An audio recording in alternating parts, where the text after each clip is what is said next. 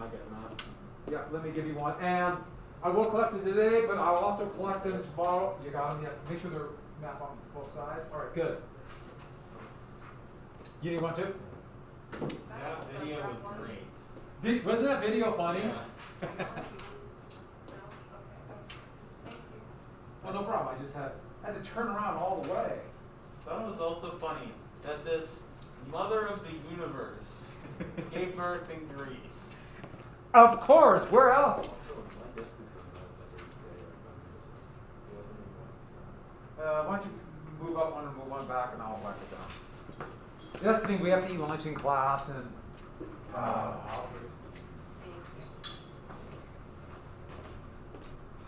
and I do move everyone around, but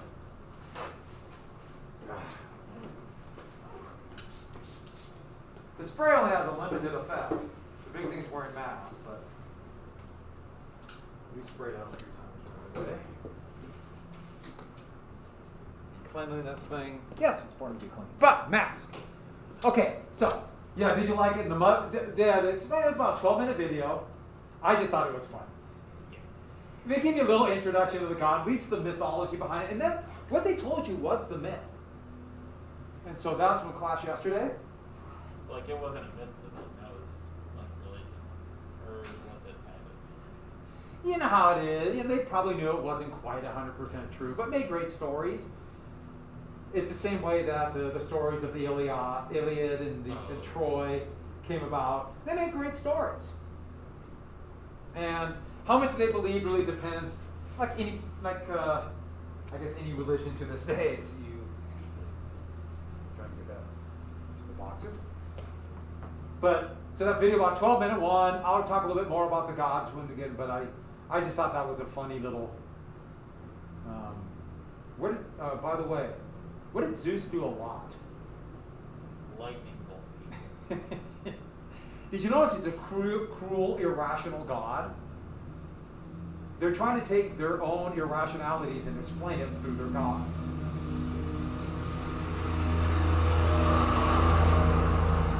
And I can see it go by. I just thought, so I went through the gods, explained it. That's the basic myth. Any questions on the map? Okay, I'll ask again tomorrow. So you are done completely? I will take yours. Very good. It's born of Alexander the Great. I will accept this, so we'll not be late for a few more days, but I just wanted to get them in. Very good. And speaking of yesterday, the Battle of Troy, who was the epic poem writer? Homer Simpson. Homer Simpson, yes. It was Homer. And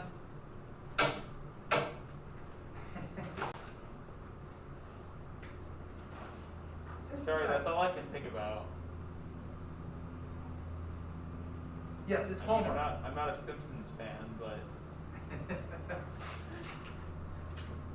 Well, it's been on significantly longer than you've been alive. yeah. Me too, I think. It's been on since, I think, 1928. So, Homer, and what were his two great epic poems, which, by the way, they're good stories, but they're really hard to read. Yeah, the Iliad and the Odyssey. And who was the great hero of the Greeks who was vulnerable in one spot? Achilles. Yeah, Achilles. That's the Achilles tendon. Has anyone torn their Achilles tendon? Don't do it. Write that down. Don't tear your Achilles tendon. It hurts really bad. See? Now you want, huh? Have you torn yours? I've only partially torn it, and I thought it was more painful than when I blew my knee out. But I've talked to people who tore their Achilles tendon, and that's a big one. Don't write it down. And when my uncle tore his, he was playing softball, and he said his story was he thought that he was on second base leading off. He thought the shortstop hit him in the back, hit the leg in the back. That was the only way he could rationalize the pain. Wait, was my what? Huh? What do you think happened? He thought the shortstop hit him with a bat. And then he was down on the ground reeling in pain and realized, why would the shortstop have a bat? And he defeated Hector. Oh, what great weapon did they use to fool and trick the Trojans and win the war? a big horse. A big wooden horse. Big wooden horse, and they all came pouring out. So the Trojan horse imagery would go on forever. Why would they ever accept a wooden horse from somebody? And yeah, that doesn't make sense, but it makes for a good story. And so whenever you hear someone say it's a Trojan horse, it comes from this. There was a Troy, and it's right across from Gallipoli. I guess it's pretty amazingly preserved because it's relatively dry. Yeah. I'm almost wondering if they didn't really use a horse so much it was just a stealth operation. Almost I mean, that'd be positive. weird. And Homer's like, well, this isn't very interesting. Let's have a horse. I Get think you're. some horse in there. I would bet you're right. They somehow found a way to sneak in, maybe, and probably something very non-romantic, like bribe somebody to open a gate, and that turned into the Trojan horse and this great epic story of their bravery and courage and tricking him. I would bet anything you're right. But all we have are bits of Troy, and you can see marks where it was razed, burnt down. And good story. And we don't know exactly what happened after that, but let's go ahead and get to a few notes then. And then tomorrow we're going to fight a war, and then we're going to watch something on, imagine kind of excited about this, the Battle of Marathon. Those happen a lot, don't they? Those Battle of the Marathons. One big battle there. It's a good. We're going to watch a short video, about a 20-minute video with the Persians. So let's do this. Athens and Sparta. That's right where we put yesterday, isn't it? Does it look right? Yeah, right at the end of the Dark Age. And so this is on my YouTube page. The links are on there. Also the link to the to the great mythology video. Yeah. So is this still under the Mycenaean civilization? Yeah, these are still. We're going. Actually, no. Let's call this. We're going to the Golden Age of Greece. Okay. The Golden Age. Thank you for saying that. And that's where we get Athens and Sparta. The Golden Age. Oh, so when Greece broke down, the Mycenaeans fell apart. What great technological invention came? Which also happened, started with the Hittites, Egypt, all related. What big thing? Chariot helped, but even because it's everywhere. That's iron. The big invention of iron. And that would be huge. So, starting to branch out here, but there's still city-states, and let's get to that. We're going to go right to, okay, the polis, or the poli. And that is a very bad definition of this translation is city-state. And these were the city-states of ancient Rome. Did I say Rome? Let's go with Greece. Let's stick with Greece. And many of them were already cities back in the Mycenaean era and before, but this basic element, when it began to stabilize, more than anything else, a combination of some weather change, along with the initial impact of those invading horsemen and the iron begin to settle down, and they begin to rebuild. And this basic city design, you'll see Roman cities with a similar design, similar idea, and a lot of words come from polis. Political. But this basic idea of the city and then the farmland around it, a little bit like Sumerian city-states, and that's how come we generically call them that.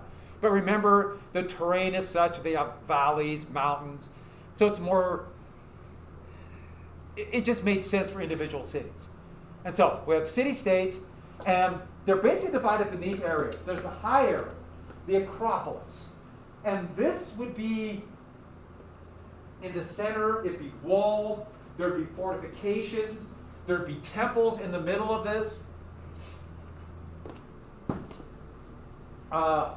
So this would be like, most of these cities were walled, but this would be like the last redoubt to hold out here. And sometimes the seat of government would be there. And we saw this with the ziggurat. This is not an uncommon thing. But cities always have this high ground. In Greece, or in Athens, we'll get to it in a second, so I'll save that one. And then the agora would be this long, vast meeting area. There'd be shops, there'd be meetings, political functions, speeches. In the Roman world, this would be the forum. You've probably heard of the forum before. That's what that was. The same kind of thing. broad streets. These are all shops along the way. And sometimes they're near the main temple, sometimes they're not. But this basic design, then people living around the city, around the walled city, the farms, the peasants would live there with the idea, though, they might live in here or be able to escape into the city walls in case an enemy attacked. And if you ever heard fear of open spaces, agoraphobia, it comes from that. Who has agoraphobia? You don't like open, if it's too open, so you don't like, don't go to the Highland, to High Line. Don't go to, let's say, Freud, Montana. You'll be very uncomfortable. Maybe just leave that at Montana. Yeah. It's like five places. It'd be tough if you had agoraphobia and claustrophobia. I don't know what to tell you then. I'm a little claustrophobic. So Athens and Sparta, though, were the kind of, they're more cities, and there'll be like a time of Theban dominance and the Dorian League and things like that. But Athens and Sparta, in many ways, would personify the two different visions of what these Greek poli were like.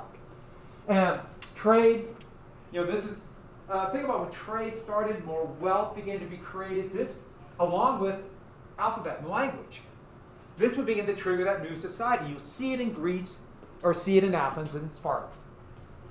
And totally different. And you can imagine, if they're totally different, that's why they would become the big rivals. Yeah.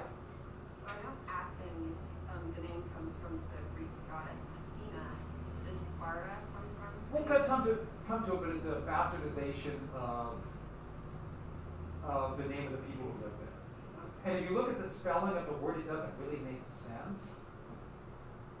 But if you say it in Greek, it makes sense. And that is a Spartan warrior, even though that's not quite 100% what they look like, but that's a hoplite. By the way, notice the big, makes him look cool and scary.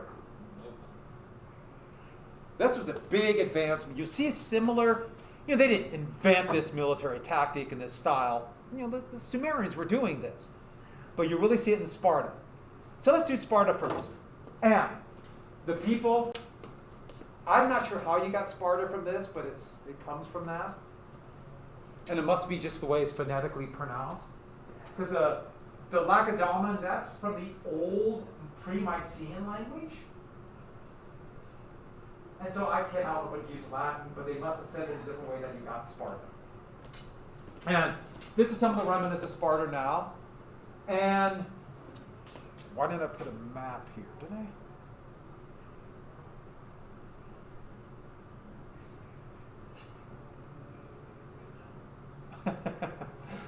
So, Sparta's right here in the Peloponnesian Peninsula. I thought I had a map right here. Really rugged, mountainous. I guess beautiful. I guess it's really cool. Greece is a spectacular place. I've not been there, but I've seen pictures to know. Once again, that's another one. We'll hop on the bus after you get to Sicily. We'll visit my nephew here. They go here. They go visit my nephew in Berlin. And then my nephew in Ohio. Doesn't have the same kind of romanticism, Columbus, Ohio, compared to, a little mountain town in Italy. Okay, so back to this. So Sparta. And the people who live there, okay, the thing I read said they were lazy. Well, they weren't lazy, but it's hard to grow food there. There's a limited amount of land, and they want to fight. The young men wanted to fight. And there was an issue. With this limited land, and they almost always gave the land. Now this we're talking like 900 BC, 1000 BC. When you have the big landlords who own most of the land, who got the inheritance? The landlord's children. But which child? The first one. It almost always went to the oldest child. What the other children do? The other young men want to fight and get their own land. And the thing is, it was easier to fight. And so with limited land and wanting to fight, those with the money and realization that we have limited land and limited resources, they begin to organize themselves. from very warrior-like, under a chieftain, disorganized style of fighting, more just individualized combat. And when there would be an army together, a Greek force together, it was more just like a mob. Just coming out, we'll go get you. Under the loose control of a chief. And they begin to organize this, realizing that, okay, we have limited land, we would like to spread out and get their land and not have to work, but we're outnumbered. Organization allows for you to be outnumbered. That's part of the reason why the Sumerian city-states would have big advantages and they would fall apart and back and forth. So they begin to organize how? Well, it's going to be called the hoplite. And the hoplite would be this organized infantry, loosely based on what the Hittites and the Sumerians were doing, to a lesser degree the Egyptians, but never with this kind of discipline. And the thing about this it wasn't just going to be, here, go fight, and here's a pickaxe or something, and go, why a pickaxe, why not? And here's a pointed stick, go at it! If they're going to win with organization, that means they have to overwhelm the enemy through their discipline and their courage. And so a couple things. First off, only free men. Why free men? They have to have just enough money to afford to buy their material. This is from a little thing where you could get cutouts and buy them and make little hoplites. So you get a little hoplite or helmet. That's his not helmeted head. And this is from an advertisement, but I don't have I couldn't find the whole advertisement. So I don't know if it was just a paper cutout or an actual doll you could get and then buy the figures. Oh, shit. Be cool to have the whole doll. I think it'd be kind of funny to prop that thing up. But it's a Spartan hoplite. And with it, they could afford the biggie. They had to buy the shield. And the shield might have been one of the most important elements. Uh-oh, we're all in trouble. Is it me? No. Just a little friendly. Okay. Me? Yeah. What's this? There's a friendly reminder. I didn't look. And so, the shield, you see the part of the shield here. This would be the key weapon and the most. Is she still out there? She left. You have to go to the office. Alright. Inside, you see this wood? It's a wooden inside the shield, and then the outside's bronze. It's a bronze shield. A little bit lighter, and they had more bronze, a little bit cheaper, but still an incredibly heavy shield. Expensive shield. And that shield right here. Wood on the inside, bronze cover. Iron would be much heavier. Yeah. They're like huge, aren't they? Like 30 feet diameter. Yeah, I or would think something. that. So you think about 3 or 4 feet right here up to me, it'd be a heavy piece. Yeah. So eventually they would discard the shield as not needed. It's too heavy to move around with. The Romans would use a lighter shield that would be about, they'd want it to about chest high, where you can hold it here, but still very heavy. And these people were, tougher generation, my generation. I had to go to school every day with the shield. So, these are the other things they had to buy. I didn't mean to replace chieftain here, but the bronze iron mesh for it, but they also had to buy greaves. So they had iron weapons too. What are the greaves? Okay, I've checked out your own time. Oh, what is it for parking? Yeah, I guess. I don't know why I pay for a parking pass for only 2 days a week. Yeah, all right. My bad. Just figure it out. Yeah, it's whatever. We have rules. And you'll find out, as you're already finding out in life, there are rules. Greaves are these shin things. So if you have the shield here, you can imagine, in fact, that'd be a good way to get you. Hit you right in the shin. Which, by the way, I give that good hard shot in the shin, just even if it's not a sword. But greaves, pretty expensive, custom made. The breast and a back plate. And then shield. And I didn't put this up here. I forgot to write this up. A spear. And originally the spear would be about 8 feet long. Eventually it would be as long as 16 feet. Why? I'll show you. And once you have these organized forces like this, organized and trained, it replaced that kind of informal chief who's leading them and replaced them with, well, you're going to become, eventually the word will be a general. Somebody an officer, who is in charge and trained and experienced and knows how to organize these forces. Now, that alone, this person out in the middle, out alone, is still relatively weak. And so the point is to mass your hoplites, to mass them. But there's a couple of things about this. These are citizens. These are free citizens. In fact, there's from a Voss, I love that picture of the hoplite. The only thing is, most of them did not have a sword. Too expensive. But this one has a sword, a hoplite with a sword. They didn't have shoes either. Yeah, doesn't have the greaves on that one. So, what this would develop, and we mentioned this before with the Sumerians, the phalanx. The phalanx, 8 by 8 block of men. And here you can see it. You see the block, and this shows all the different shields, and this would change war forever. This organized group. Now the Romans would realize how inflexible this is and adapt. But what counted was no longer just individual bravery. What mattered are citizens who cared about the city, cared about defending it. And that's why they said they must work together. An organized city. If people are not willing to work together, take the community over their individual bravery or wealth, this will fall apart. And this gave them a great advantage over individuals who lived around Sparta. They might have been brave and courageous, but they didn't have everyone working together. And a society that doesn't work together would be vulnerable to those who do.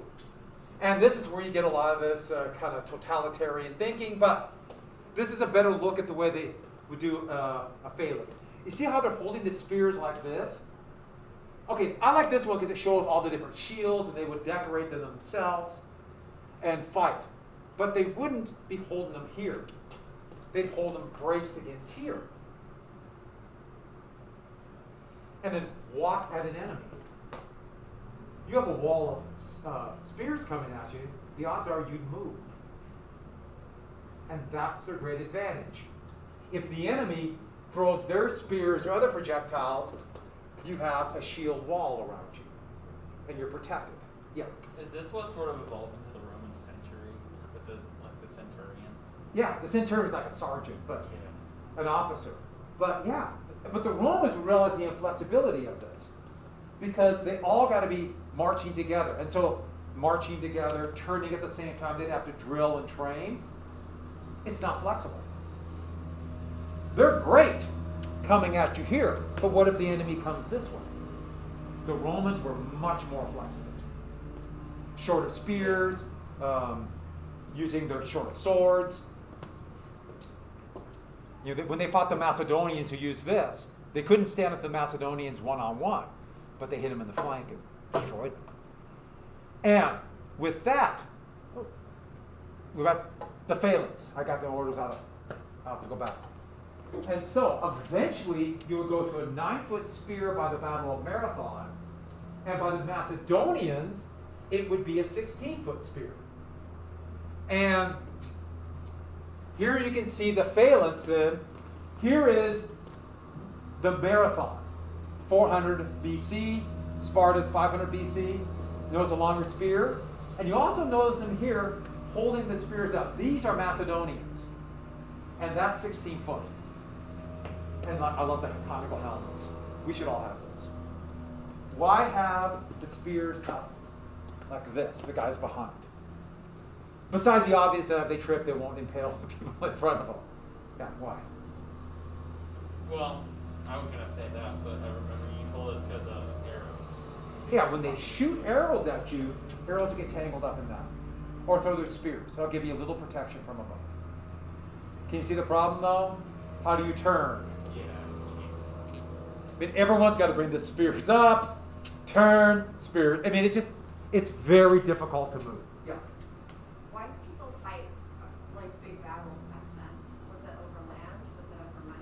almost always on the land.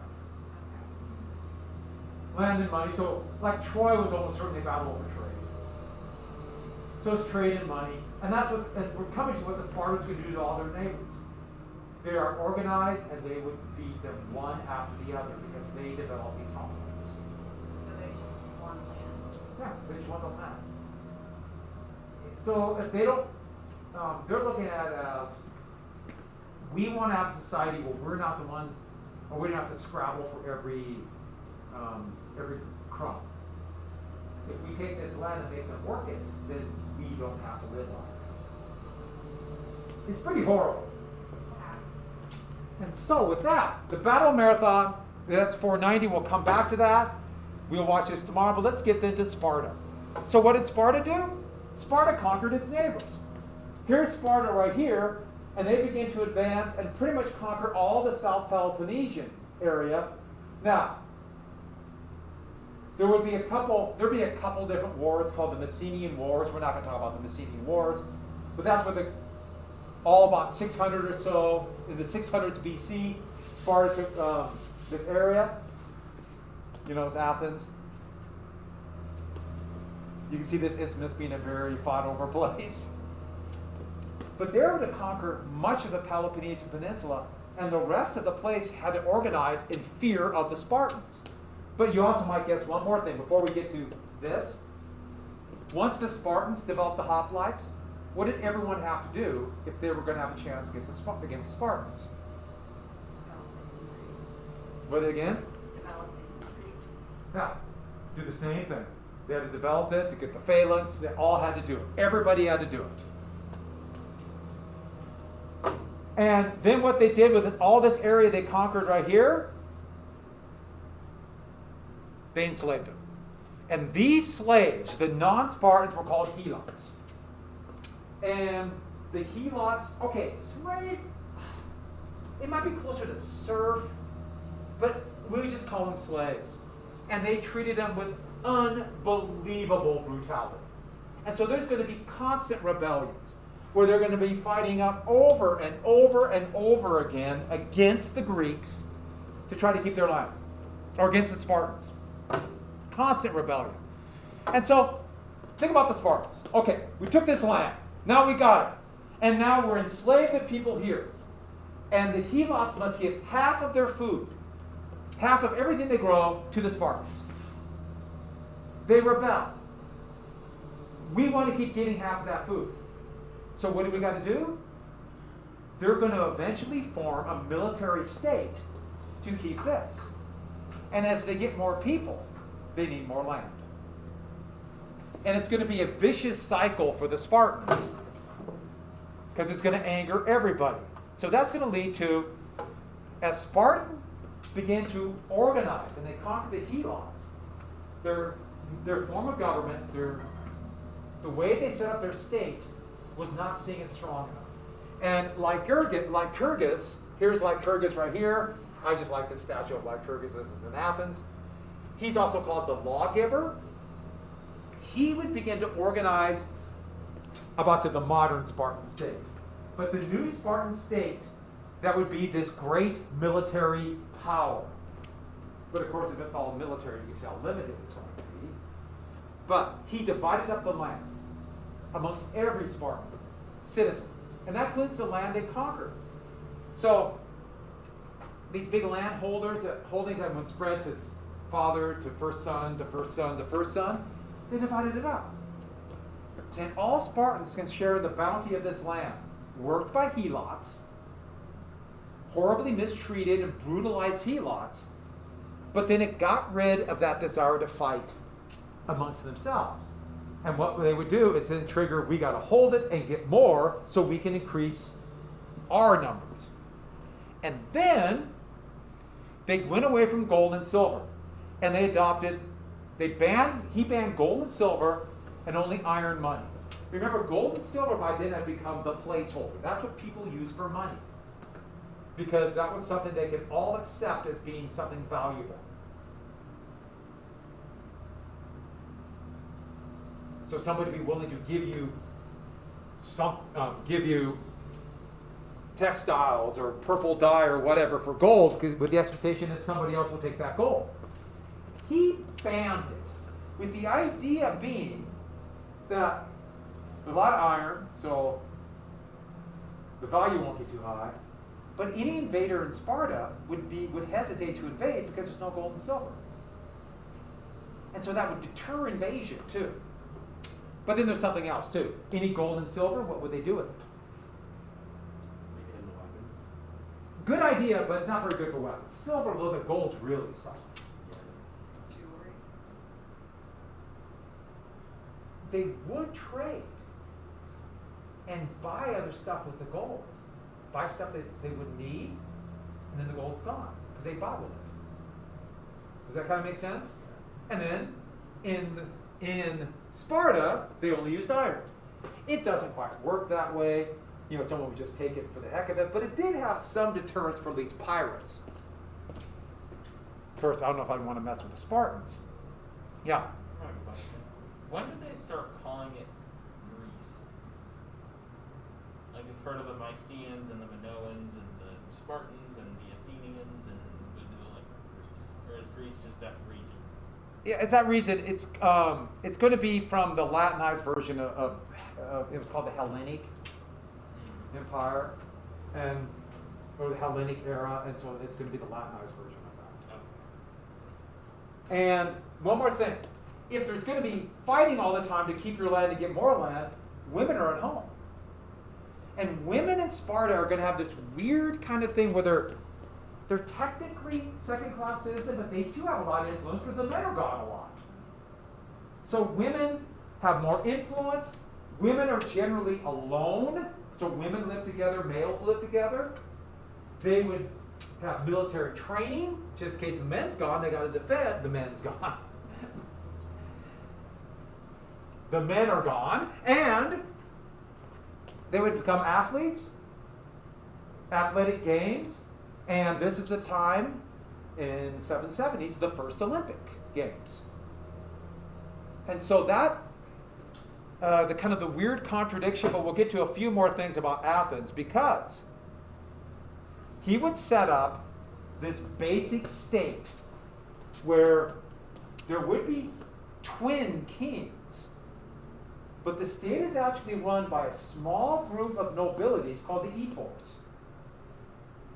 So the ephors run everything, and they're essentially chosen by the leading soldiers.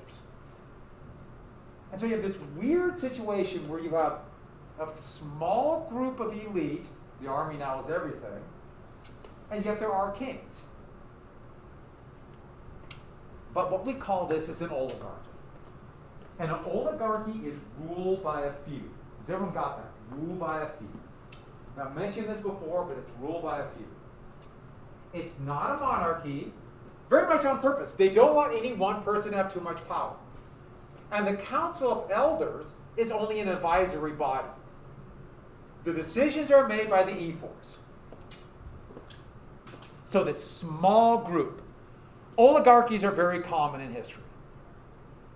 By the way, what do you call a group who controls government, an oligarchy, and they get their power because they're wealthy? So basically, a government that is controlled by just a few group, or a small group of very wealthy people. Dictatorship? Huh? Well, that'd be one, never mind. I mean, it kind of maybe formed that, but it's called a plutocracy. That's a plutocracy. So very wealthy people are plutocrats. How do you spell that? T-H-A-T, get it? Just never gets old. Done. A plutocracy. These aren't technically plutocrats, but you'll see plutocrats. But the big plutocracy, that term would come about in the 19th century when all the wealth created because of the Industrial Revolution here in Europe. So what did the kings do? Yeah. Were the kings chosen by the ephors? Or was that a genetic thing? The kings were part of the Council of Elders. And so it wasn't like a hereditary monarchy. It was more like The elders would choose 2 of their own, Okay. and usually people who had some kind of connection with royalty before. But it's not like hereditary monarchy. So this would have been Agamemnon and his brother. Well, this wasn't Sparta. Was I this mean- a similar system? Uh, I just remember seeing like King something. and it or was his Melentes. brother. And Melentes was Sparta, Agamemnon was Argos. So they Okay. were 2 different cities. But like they were brothers, weren't they? By the way, you notice the Helots totally outside of it, slaves. Totally outside of it, they're the slaves. And so, Did the kings have control of the army then? the kings would be the direct military control. This is why the idea, that twin kings, I was going to tell you with the army, but I'll tell you right now. Twin kings, so let's say they're campaigning. One king would go with the army, and one king would stay back in Sparta. So I'm glad you said that. Yeah, that's probably a better place. I was going to talk about the army, but that fits in better here. So let's talk a little bit more about the military training. We have military rule. And there is not like households like you would think about it. Men and women were relatively segregated. And young people at age of 2 were taken away from their parents and they would live in dorms. But before we get to that, like dorms, just something like that. They would live in some communal life. Men, little girls, little boys, but separate, but in dorms, away from their families, so they could be. So women could carry on the activities that women had to do to keep society going. Men could fight, and and then the children cared for. But what happened to children that were? What happened when the bell rang? Okay, we'll finish this tomorrow. By the way, what happened to children that were? They were killed, weren't they? Yeah. People who had any kind of disability or defects, or they thought were sickly children, they would either just throw them into the water, or take them up on top of a hill and let them die. That's eugenics, isn't it? We're not quite eugenics, but yeah. Okay, so this is what we're going to do. I will send this to you tomorrow. I'll send you a copy. The other thing is I actually put my 2 weeks in. Because, like, Have a good day. I work in lunch if I have school. Yeah. Then I'm not letting that focus. So I put my 2 weeks in. So maybe they'll fix it. If not, I'm done. So next week, this won't be a problem at all. We still got to get that test. Oh, I'll get the test done tonight. Yeah, but you can't. You won't put access Why? because I have a limited time because I only did it in advance. Okay. So what I'll do is I will send you you can do the test. I'll send it to you. Okay. So through Teams. Yeah, through Teams. Okay. Send the message. Sorry about it. That's all right. And you got the Midway. My uncle's on the Midway.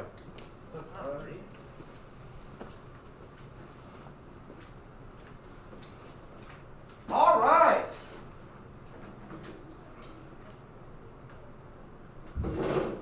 This is from the great movie, The 300 Spartans from 1961. It is so cold. Yeah. Repeat after me. It's It's extra- warm in here. It's extra